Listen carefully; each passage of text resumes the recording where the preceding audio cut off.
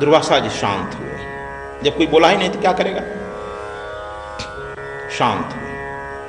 कहे कृष्ण, पिंड दान धूमधाम से होनी चाहिए,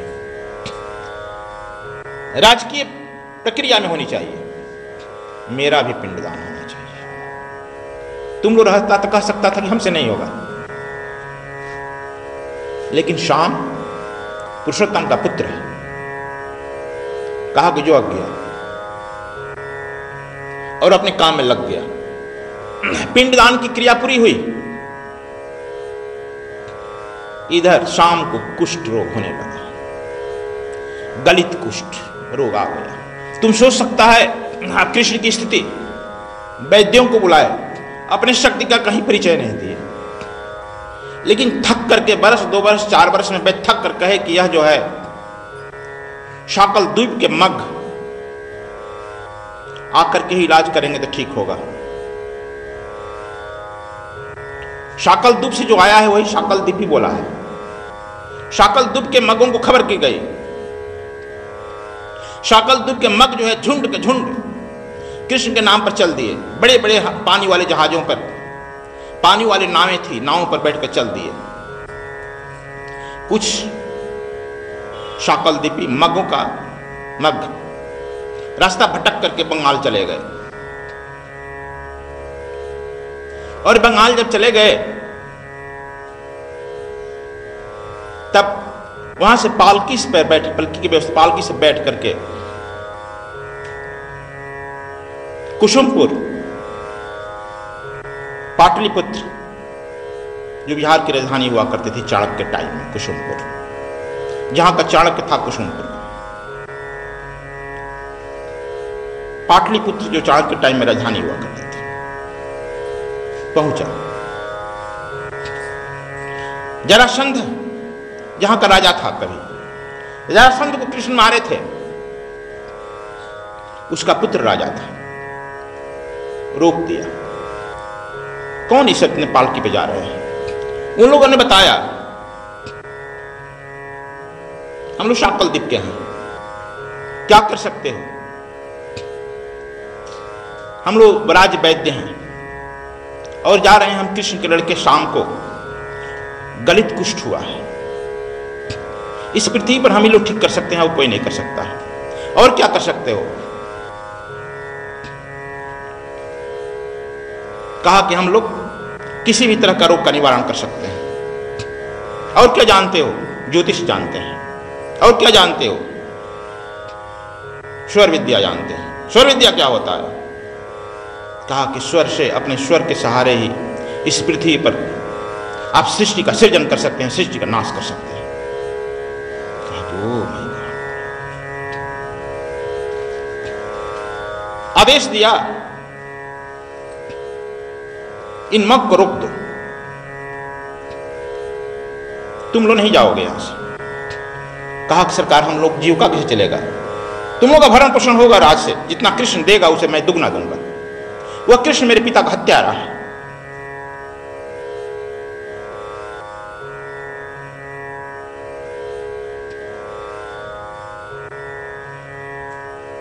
इसलिए तुम लोग नहीं जाओ। वे मग रुक गए। उनको जितना वहां से मिलना चाहिए दुगुना तिगुना महीना दिया गया, पैसा दिया गया, दक्षिणा दिया गया। मग वहां आविष्कार किए, मगों का आविष्कार वहां चल दिया। अब मग के चलते ही वहां कहलाया मगध। मग से मगध बना, जो कालांतर में मगध राजधानी हुआ है। अभी मगध विश्वविद्यालय चल रहा है। मग के चलते वह मगध बना, जहां आयुर्वेद का, ज्योतिष का, स्वर विद्या का अनुसंधान हुआ। यह अनुसंधान चला। यही मग जो हैं सूर्य के उपासक थे, इसलिए सूर्य उपासना बिहार में हुई प्रारंभ, जिसको खष्टी व्रत, खष्टी कहा जाता है, जिसको छठ कहते हो। खष्टी व्रत, छठ की पूजा बिहार में उस समय से चालू होगी, सूर्य का उपासना चालू होगी। और इस तरह से यहूदियों की तरह मित्र, मिहर, बराह उपाधिधारी मगों का आयुर्वेद की चतुर्मुख विधाओं का अनुसंधान बिहार में हुआ। उपनिषद बिहार में लिखा गया, वाल्मीकि रामायण बिहार में लिखी गई, और यह परंपरा के लिए बिहार, वह क्षेत्र बिहार बाद में पड़ा नाम फलीभूत हुआ। इसके पूर्व में भी जनक का राज था। जनक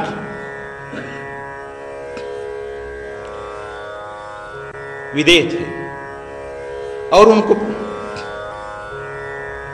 पितृगत जनक इसलिए कहा कि जो पिता से ही विद्या हस्तांतरित होती है, जनक उपाधि दिया गया। राम के समय में जनक थे, उनका नाम था शीरधौर्य मर्य, शीरधौर्य जनक।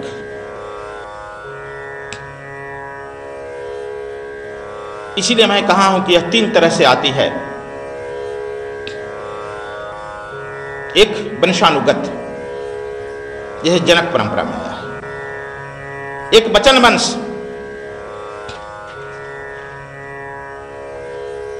गुरु की सेवा किया और वह कर दिया जाओ सिद्ध हो गया, जैसे आरुणी। कबीर साहब के समय में श्रुति गोपाल, नानक की परंपरा में अंगद। तीसरा होता है पहला वचन वंश, दूसरा अब तीसरा होता है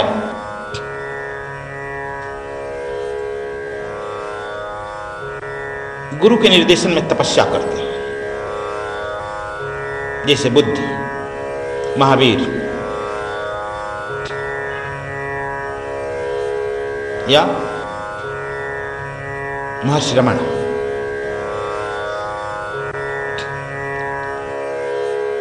गुरु के निर्देशन में तपस्या करते हैं और तपस्या करते करते गुरु का आशीर्वाद प्राप्त हो जाता है।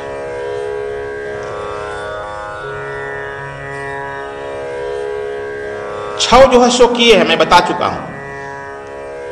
जम, नियम, आसन, प्राणायाम, प्रत्याहार और धारणा। 600 किए है, कर सकता है। कंस भी कर लिया था, रावण भी कर लिया था। 7वां तुम्हारे बस में नहीं है, वह है ध्यान। तुम लोग कहता है मन नहीं लगता है, इसलिए 6 यह कराया जाता है।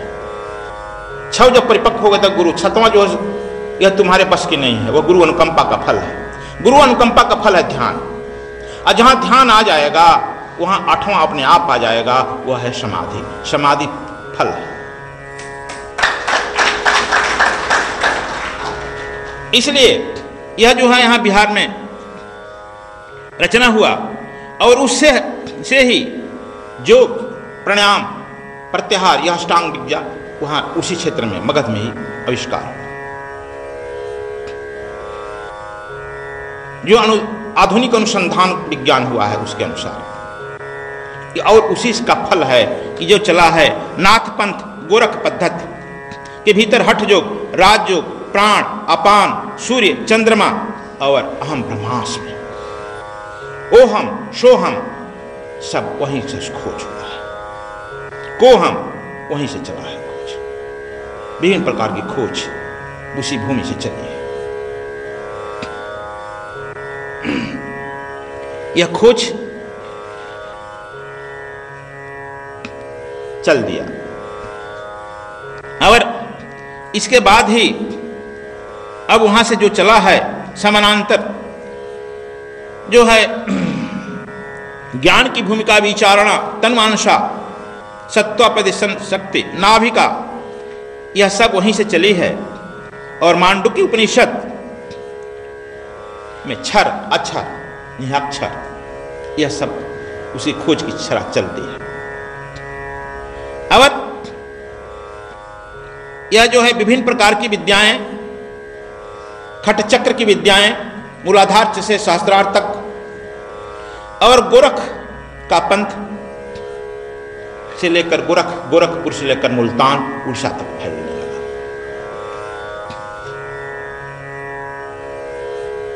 जब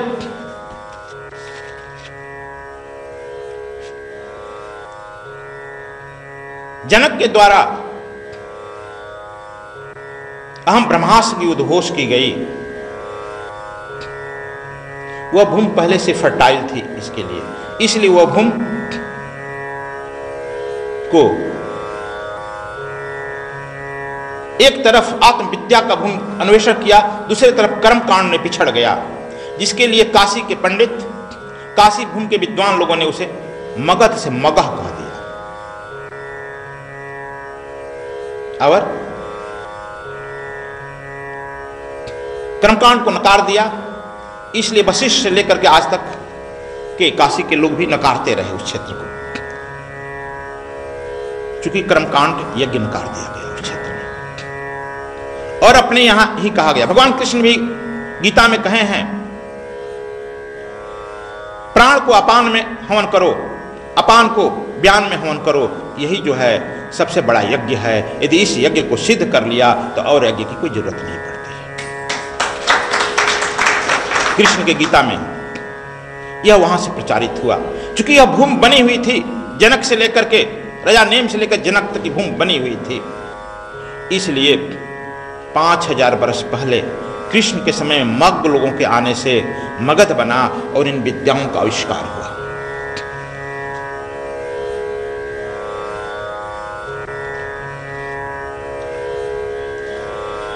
और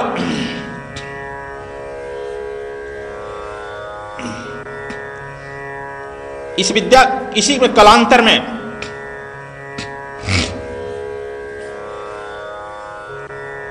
उसी परिवार में लगभग चलते हुए बुद्ध का आगमन हुआ 2500 वर्ष पहले, और बुद्ध भी उद्घोष किए अपदीपो भवः। बुद्ध भी ईश्वर विद्या को ही प्राश्रय दिए और इसको उन्होंने कहा अनापात सती योग।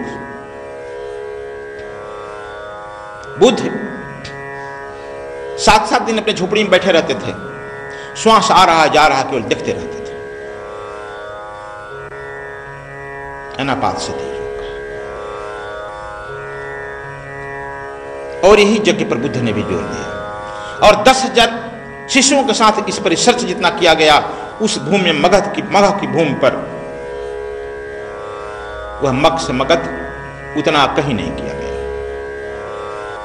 भगवान महावीर भी उसी परंपरा में आए और उन्होंने भी, भगवान महावीर के 23 तीर्थंकर 24 पहले हो चुके, उसी परंपरा में आए, उसी भूमि पर घूमे।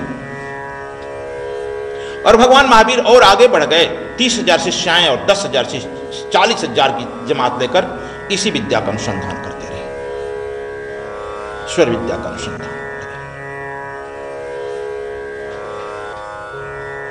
मुझे एक रजनीश जी की उक्ति याद है, जब उनके यहां था तो उन्होंने कहा कि यह बिहार की भूमि में जितने बुद्ध हो गए हैं और एक साथ परिभ्रमण किए हैं, उतना इस पृथ्वी पर कहीं नहीं किए हैं, न हुए हैं, और आज न कल बुद्धत्व तो वो वहां की भूमि पर निकल करके आ जाएगी, बाहर आ जाएगी।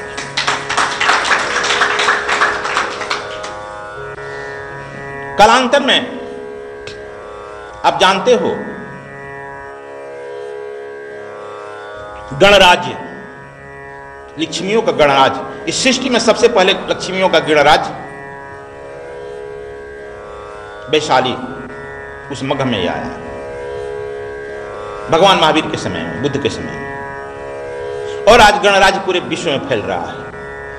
हम भी इसीलिए तुम लोग को ईश्वर विद्या पर जोर दे रहे हैं। उसी ईश्वर विद्या को फैलाने के लिए सम्राट अशोक अपने पुत्र और पुत्रियों को लंका भेज दिया, नाव से, उसी पाटलिपुत्र से नाव पर बैठाया, बताओ, बंगाल की खाड़ी होते हुए लंका पहुंचा और पूरे लंका को बौद्धिष्ट बनाया, उसी ईश्वर विद्या लंका।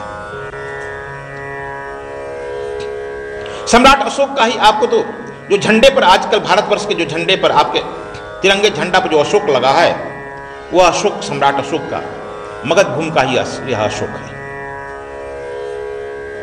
जो तुम्हारा अशोक स्तंभ है, वह अशोक स्तंभ भी उसी का, मगध का, उस बिहार का अशोक स्तंभ है, जो राजकीय सम्मान बना हुआ है। और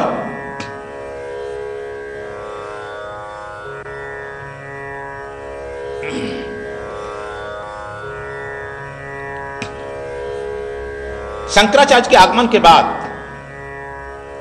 बौद्धिष्टियों को उन्होंने भगाया विभिन्न प्रकार के उपद्रवों से, तो ये बौद्धिष्ट भागे। हालांकि अंबेडकर जी ने लिखा है कि दो बौद्धिष्ट देहातों में रह गए वो शूद्र कहलाए, पशुओं का मरा हुआ मांस खाते हैं। अंबेडकर जी का अनुसंधान है जो हो, लेकिन बौद्धिस्ट लोग, विद्वान लोग भागे, अहिंसक थे, चीन गए, मलेशिया गए, पार करके जर्मनी और जापान गए, आधी पृथ्वी सूर्योदय विद्या का परिचय करा दिया और सब आधी पृथ्वी बौद्धेश्वर विद्या का जोगी बन गया और तुम लोग जो है उसे वंचित हो गए।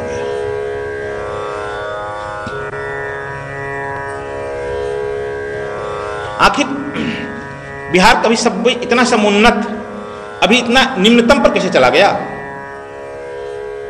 जब भारत स्वतंत्र हुआ था उस समय तीसरा स्थान पर था। एक नंबर पर राजधानी हुआ था कलकत्ता अंग्रेजों के टाइम में, 2 नंबर पर बंबई, 3 नंबर पर बिहार। आखिर आज निम्नतम कैसे हो गया? मैं यदि कहूं कि जो उस समय पिछड़े राज्य थे उसको विकास करने में उसकी अहम भूमिका हुई जिसके चलते ये पिछड़ गया, तुम लोग अतिशयोक्ति मानेगा। तुम लोग देखो 100-200 साल चालो, भारतवर्ष के हर स्टेट में पंजाब के लोग मिल जाएंगे, पंजाबी, सिंधी भी मिल जाएंगे, चाहे असम के जंगल में चले जाओ मिला था ना लोग, और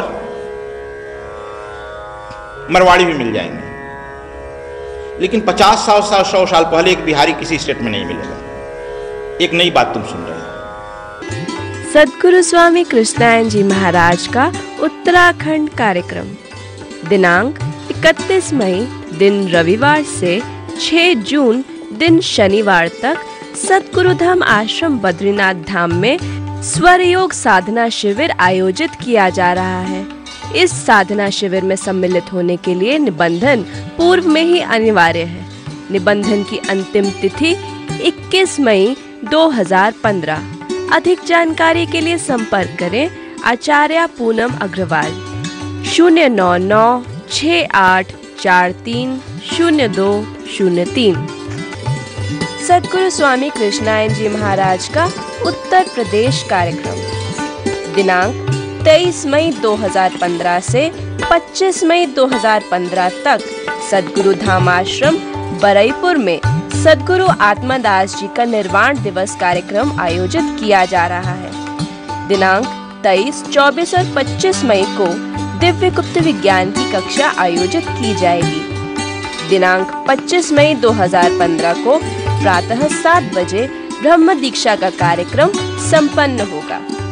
अधिक जानकारी हेतु संपर्क करें आचार्य जनेश्वर स्वामी 09839645310।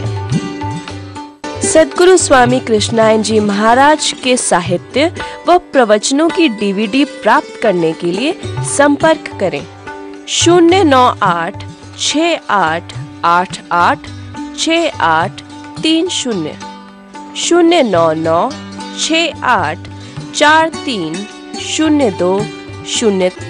सद्गुरु स्वामी कृष्णायन जी महाराज का उत्तराखंड कार्यक्रम दिनांक 31 मई दिन रविवार से 6 जून दिन शनिवार तक सद्गुरुधाम आश्रम बद्रीनाथ धाम में स्वर योग साधना शिविर आयोजित किया जा रहा है।